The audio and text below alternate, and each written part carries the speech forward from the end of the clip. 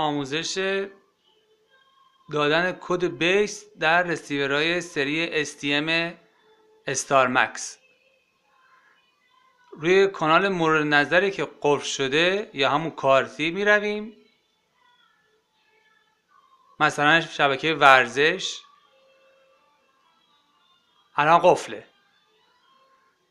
اول باید کلید F1 رو با 3 تا 0 بزنید که امولاتور فعال بشه، همون پچ.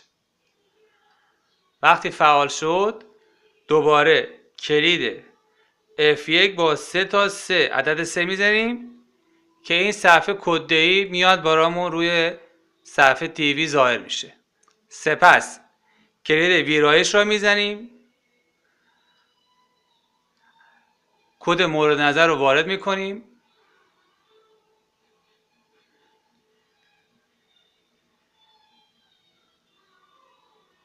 و در آخر اوکی میکنیم.